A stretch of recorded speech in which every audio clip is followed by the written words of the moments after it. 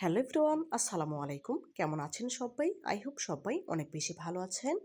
আজ আপনাদের জন্য নতুন আরেকটি রেসিপি নিয়ে চলে এলাম। আজ শেয়ার করব হোটেল স্টাইলে পারফেক্ট কলিজা সিঙ্গারা তৈরির সহজ রেসিপি। কিভাবে খুব সহজেই মুচমুচে কলিজা সিঙ্গারাগুলো তৈরি করা যায় তার সকল টিপস সহ আজকের রেসিপি।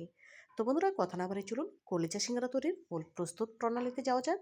কলিজা সিঙ্গারা তৈরি করার জন্য প্রথমে ডো তৈরি করে নিতে হবে।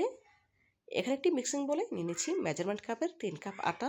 আমি আটা দিয়ে কলিজা সিঙ্গারাগুলো তৈরি করব, তবে আপনারা চাইলে ময়দা দিয়ে করতে পারেন, কোনো অসুবিধা নেই।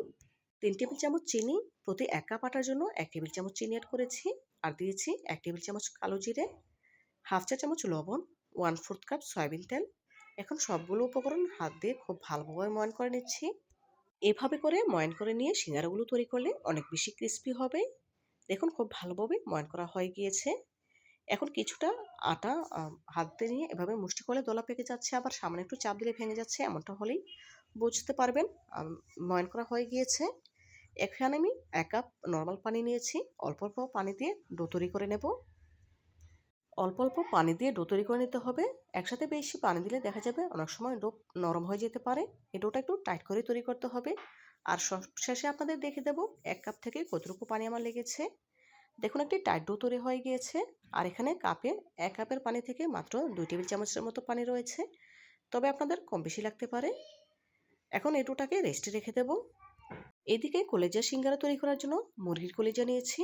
এখন এই কলিজাগুলো ছোট ছোট টুকরো করে কেটে খুব ভালোভাবে ধুয়ে পরিষ্কার করে নেব। রান্নার জন্য চুলায় চলে আসলাম। চুলা একটি প্যানে দিয়ে দিচ্ছি 1/4 কাপ সয়াবিন তেল, হাফ চা চামচ 5 ফোড়ন। কয়েক সেকেন্ড নেড়েচেড়ে ভেজে নেব, এতে করে খুব সুন্দর ফ্লেভার ছাড়বে।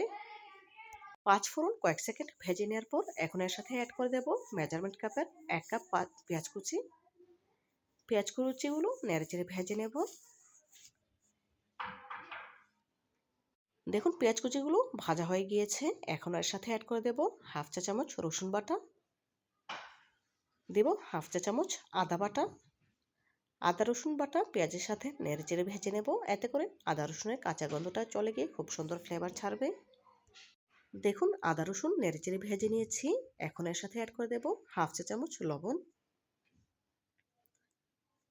এখন এর সাথে কিছু শুকনো মশলা অ্যাড করব, সেজন্য সামান্য একটু পানি অ্যাড করে দিলাম যাতে মশলাটা পুড়ে না যায়। দিয়ে দেব হাফ চা চামচ লাল মরিচের গুঁড়া, হাফ চা চামচ হলুদ গুঁড়া, হাফ চা চামচ ভাজা জিরা গুঁড়া। এখন নেড়েচেড়ে মশলাটা খুব ভালোভাবে কষিয়ে নেব। মশলা খুব ভালোভাবে কষিয়ে নেওয়ার জন্য এর সাথে আরও কিছুটা পরিমাণে পানি অ্যাড করে দেব। নেড়েচেড়ে মশলাটা খুব ভালোভাবে কষিয়ে নেব যতক্ষণ না পর্যন্ত মশলা থেকে তেল ছেড়ে দিচ্ছে ততক্ষণ। দেখুন মশলাটা কষিয়ে নেওয়া হয়ে গিয়েছে আর মশলা থেকে তেল ছেড়ে দিয়েছে। এখন এর সাথে অ্যাড করে দেব আগে থেকে কেটে ধুয়ে পরিষ্কার করে পানি ঝরিয়ে নেওয়া মুরগির কলিজাগুলো। সম্পূর্ণ কলিজাটাই দিয়ে দিচ্ছি। আমি এখানে একটু বেশি পরিমাণে কলিজা সিঙ্গারা তৈরি করব, সেজন্য বেশি পরিমাণে কলিজা নিয়েছি, তবে আপনারা আপনাদের পরিমাণ মতো কম বেশি করে নিতে পারেন, কোনো অসুবিধা নেই। দিয়ে দেবো এখানে 2টি মাঝারি সাইজের আলু কিউব করে কেটে নিয়েছি, ধুয়ে নিয়েছিলাম আগে থেকে। এখন দিয়ে দিলাম। নেড়েচেড়ে কলিজা এবং আলুগুলো খুব ভালোভাবে কষিয়ে নেব। আমি এখানে কলিজার সাথে আলু দিয়ে সিঙ্গারাগুলো তৈরি করব, তবে আপনারা চাইলে আলুটা স্কিপ করতে পারেন, তবে দিলে খেতে বেশি ভালো লাগে। নেড়েচেড়ে নিয়েছি। এখন ঢাকা দিয়ে মিডিয়াম হিটে জাল করে নেব প্রায় 5 মিনিটের মতো। মাঝে একবার নেড়েচেড়ে দেব যাতে করে প্যানের তলা লেগে না যায়। খুব ভালোভাবে নেড়েচেড়ে নিয়ে আবারও ঢাকা দিয়ে জাল করে নেব। অপেক্ষা করব কলিজা আলুগুলো খুব ভালোভাবে কষিয়ে আসা পর্যন্ত। ঢাকা দিয়ে দিলাম। দেখুন এই পর্যায়ে কলিজা ও আলুগুলো খুব ভালোভাবে কষিয়ে নেওয়া হয়ে গিয়েছে। নেড়েচেড়ে নিয়ে এখন এর সাথে অ্যাড করে দেব মেজারমেন্ট কাপের 1 কাপ পানি। এখানে বেশি পরিমাণে পানি দেওয়ার প্রয়োজন নেই। 1 কাপ পানিতেই কলিজা ও আলুগুলো খুব ভালোভাবে সেদ্ধ হয়ে যাবে। এখন নেড়েচেড়ে আবারও ঢাকা দিয়ে জাল করে নেব। দিয়ে দেব 3টি কাঁচামরিচ। একটু নেড়েচেড়ে নিয়ে ঢাকা দিয়ে দিলাম। ঢাকা দিয়ে জাল করে নেব আরও কিছুক্ষণ। দেখুন এই পর্যায়ে কলিজা ও আলুগুলো পারফেক্টভাবে সেদ্ধ হয়ে গিয়েছে। আমি আপনাদের দেখে দিচ্ছি কতটা পারফেক্টভাবে সেদ্ধ হয়েছে, দেখে বুঝতে পারছেন। এখানে যে কিছুটা ঝোলের পানি রয়ে গিয়েছে, নেড়েচেড়ে ঝোলের পানিটা পুরোপুরি শুকিয়ে নিতে হবে। সবশেষে অ্যাড করে দিচ্ছি হাফ চা চামচ গরম মশলার গুঁড়া। সবশেষে অবশ্যই গরম মশলার গুঁড়াটা দেওয়ার চেষ্টা করবেন, এতে করে খেতে ভালো লাগবে, খুব সুন্দর ফ্লেভার ছাড়বে। দেখুন এই পর্যায়ে কলিজা সিঙ্গারার পুরটা আমার রেডি হয়ে গিয়েছে। এখন গ্যাসের ফ্লেম অফ করে দিয়ে চুলা থেকে নামিয়ে পুরোপুরি ঠান্ডা করে নেব। এইদিকে যে আটার ডোটা আমি রেডি করে রেখেছিলাম সেটা অলরেডি সেট হয়ে গিয়েছে, দেখেই বুঝতে পারছেন একদম সফট হয়ে গিয়েছে। এখন এই ডোটাকে আমি 1 মিনিটের মতো খুব ভালোভাবে মথে নেব। মথে নেওয়া হয়ে গেলে একই সাইজের করে লেচি কেটে নেব। দেখুন একই সাইজের করে আমি আমার পরিমাণ মতো লেচি কেটে নিয়েছি, আপনারা ছোট বড় যে কোনো সাইজের করেই কেটে নিতে পারেন। এখন এখান থেকে একটি লেচি নিয়ে আমি রুটির মতো বেলে নেব। আসলে রুটির মতো গোল হবে না, তবে একটু লম্বাটি করে বেলে নেব। উপর থেকে কিছু শুকনো ময়দা ছিটিয়ে দিয়েছি, এখন বেলনির সাহায্যে বেলে নিচ্ছি। সিঙ্গারা তৈরি করার জন্য সাধারণত একটু লম্বাটি করেই রুটি বেলে নিতে হয়। দেখুন একটু লম্বাটি করে রুটি বেলে নিয়েছি, এখন মাঝ বরাবর কেটে নেব। এখন একটি অংশ তুলে নিয়েছি, এক সাইড থেকে সামনে একটু পানি লাগিয়ে নেব। এভাবে করে পানি লাগিয়ে সিল করে নিলে তখন ভাজার সময় আর খুলে যাবে না। দেখুন খুব ভালোভাবে সিল করে নিচ্ছি। সিল করা হয়ে গিয়েছে। এখন আগে থেকে যে কলিজার পুরটা আমি রেডি করে রেখেছিলাম সেটা ঠান্ডা হয়ে গিয়েছে।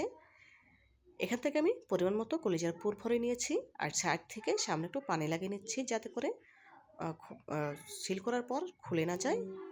দেখুন হাত দিয়ে খুব ভালোভাবে চেপে চেপে সিল করে নিচ্ছি। খেয়াল রাখতে হবে কোনো অংশ যেন ফাঁকা না থাকে, তাহলে কিন্তু ভাজার পরে খুলে যাবে। দেখুন পেছন থেকে 2 সাইড সমান করে সিল করে নিচ্ছি। দেখেই বুঝতে পারছেন কাজটি আমি কিভাবে করে নিচ্ছি। দেখুন একটি কলিজা সিঙ্গারা তৈরি হয়ে গিয়েছে। এভাবে করে একই প্রসেসে সবগুলো কলিজা সিঙ্গারা তৈরি করে নিয়েছি। ভাজার জন্য চুলা একটি প্যানে পর্যাপ্ত পরিমাণে তেল দিয়ে গরম করে নিয়েছি। এক এক করে গরম তেলে কলিজা সিঙ্গারা ছেড়ে দিচ্ছি ভেজে নেওয়ার জন্য। একসাথে বেশি পরিমাণ সিঙ্গারা দিয়ে গাদাগাদি করা যাবে না, এতে করে ভাজার সময় ভেঙে যেতে পারে।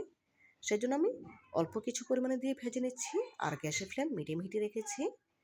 খুন্তির সাহায্যে একটু উপর থেকে তেল ছিটিয়ে দিচ্ছি। এভাবে করে দিয়ে নিলে কলিজার সিঙ্গারাগুলো অনেক বেশি মুচমুচে ও ক্রিস্পি হবে। দেখুন এক পাশ যখন কিছুটা ভাজা হয়েছে তখন উল্টে নিচ্ছি। এভাবে করে কয়েকবার উল্টে পাল্টে সিঙ্গারাগুলো গোল্ডেন ব্রাউন কালার করে ভেজে নেব। শুরু থেকে শেষ পর্যন্ত গ্যাসের ফ্লেম মিডিয়াম হিটে রেখেই সিঙ্গারাগুলো ভেজে নেব। হাই হিটে করে ভাজা যাবে না, এতে করে উপরটা কালার চলে আসবে আর ভেতরটা নরম রয়ে যাবে, তখন আর ক্রিস্পি হবে না। সেজন্য অবশ্যই চেষ্টা করবেন মিডিয়াম হিটে রেখে সিঙ্গারাগুলো নেড়ে চেড়ে উল্টে পাল্টে ভেজে নেওয়ার জন্য। বন্ধুরা এভাবে যদি ঘরেই তৈরি করা যায় হোটেল স্টাইলে পারফেক্ট কলিজা সিঙ্গারা, তাহলে আর বাজার থেকে কেনার কোনো প্রয়োজন নেই।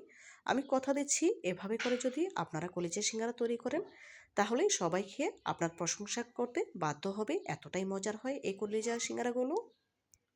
দেখুন কথা বলতে বলতে কলিজা সিঙ্গারাগুলো গোল্ডেন ব্রাউন কালার করে ভাজা হয়ে গিয়েছে। এখন একটি স্ট্রেনারে তুলে এক্সট্রা তেল ঝরিয়ে নেব। এভাবে করে একই প্রসেসে বাকি সিঙ্গারাগুলো ভেজে নেব। দেখুন এক এক করে সবগুলো কলিজা সিঙ্গারা ভাজা হয়ে গিয়েছে। এখন একটি সার্ভিং প্লেটে সার্ভ করে আপনাদের দেখাচ্ছি। দেখুন মাশাআল্লাহ কলিজা সিঙ্গারাগুলো দেখতে কতটা সুন্দর হয়েছে। এখন একটি সিঙ্গারা আপনাদের ভেঙে দেখাচ্ছি। দেখুন কতটা পারফেক্ট হয়েছে, দেখেই বুঝতে পারছেন। তো বন্ধুরা আজকের মতো বিদায় নিচ্ছি, দেখা হবে নতুন কোনো দিনে নতুন কোনো রেসিপিতে। ভালো থাকবেন সবাই আর আমার জন্য দোয়া করবেন।